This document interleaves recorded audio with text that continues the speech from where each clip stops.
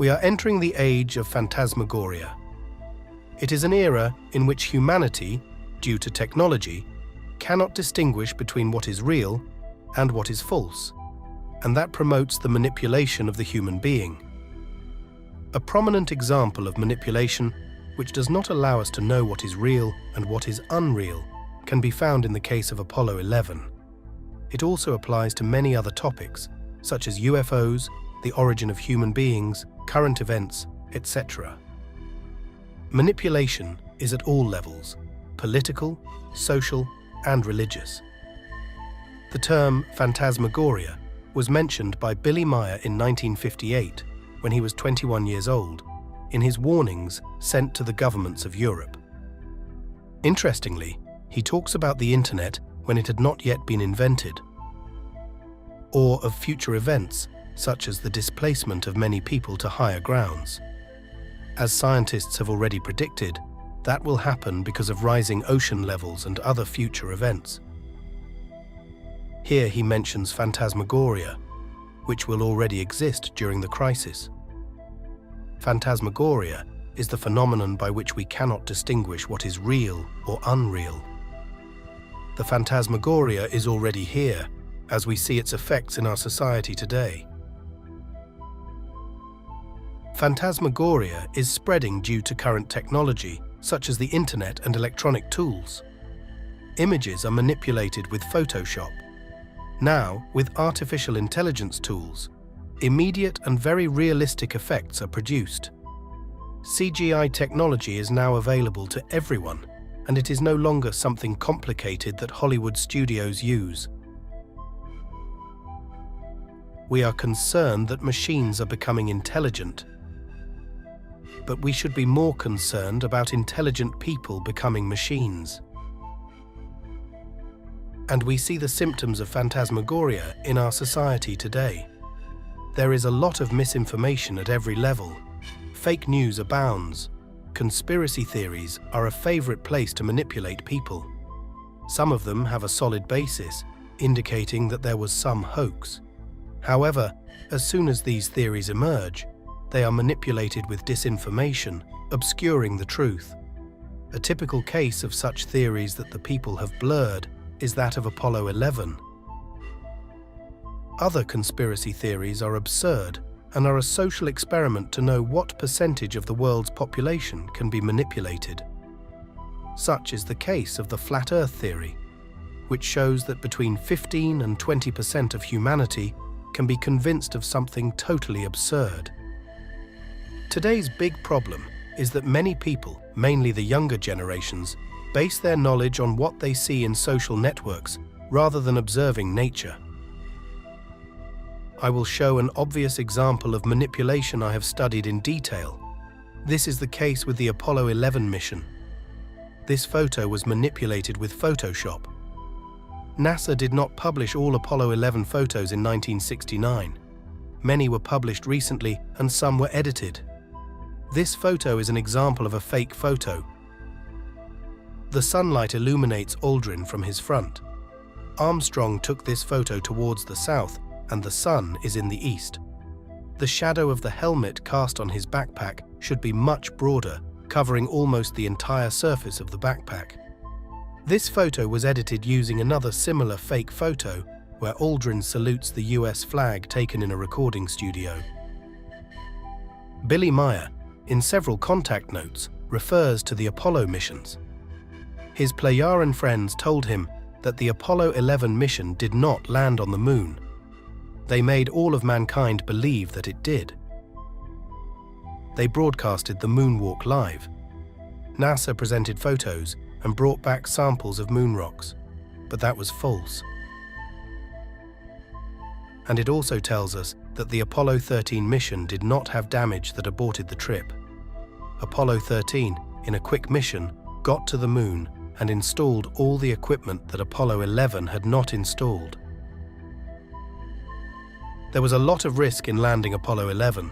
At that time, the accuracy of descent was more than 7 kilometers. Then, the spacecraft could get to some place where it was complicated to descend the spaceship, and the lunar module could crash or capsize. For this reason, someone with a lot of influence and decision, perhaps President Richard Nixon, ordered a simulation of the landing. NASA was not yet ready to execute a successful landing on the moon. The hoax was conducted by a small group of less than 40 people. It was not NASA as an institution, but a small group within NASA, including Wernher von Braun and his assistant. Based on photos taken by an earlier mission, Apollo 10, NASA made an acceptable replica of a place on the lunar surface they chose.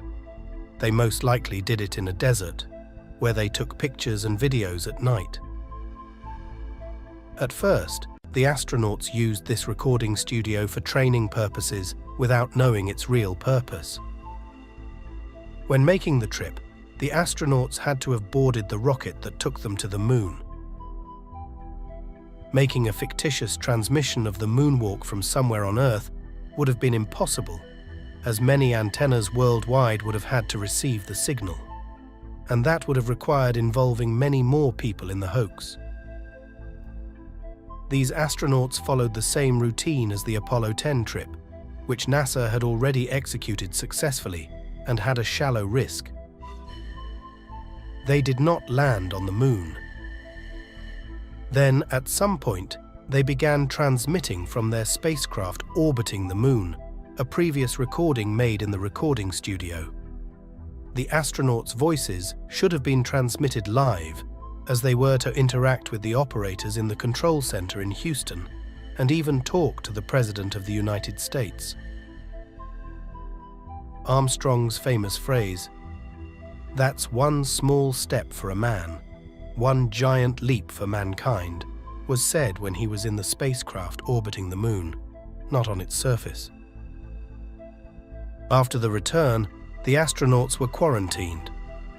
Billy tells us that they were hypnotized and implanted with false memories. Scientific studies have shown that false memories can be implanted in people's minds under hypnosis. It was easy for them, as he had already practiced the whole moonwalk routine in the recording studio many times. It was easy to mistake them for actual events. Upon return, NASA published fake photos, supposedly taken on the lunar surface. Still, in reality, they were taken in the recording studio. In my book, I describe the evidence that leads to that conclusion. NASA made technological changes to the Apollo missions after Apollo 11.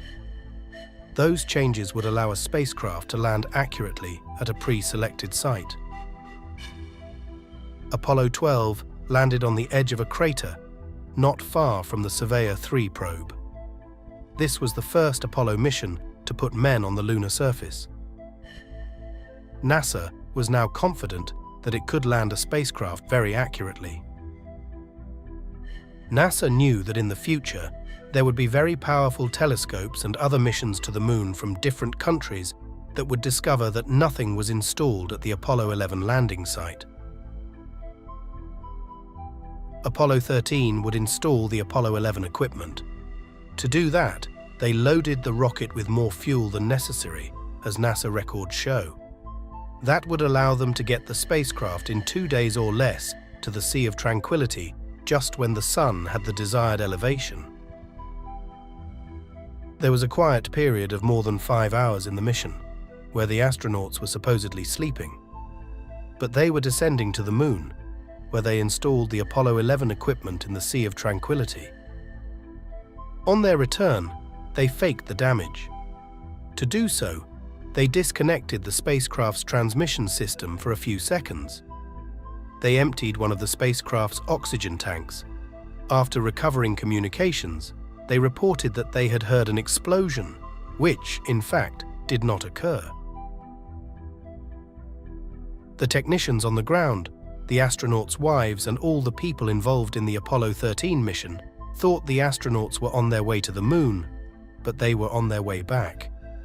When they returned to Earth after a few days, they undocked the capsule and made a remote detonation in the service module.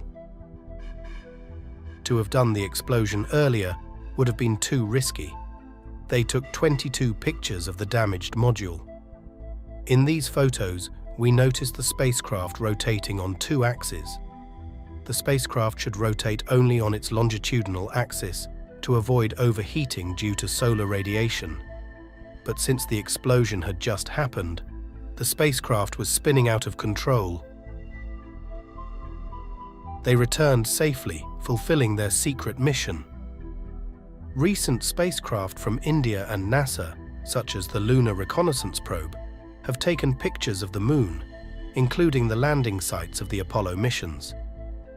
Logically, we can see the Apollo 11 landing site.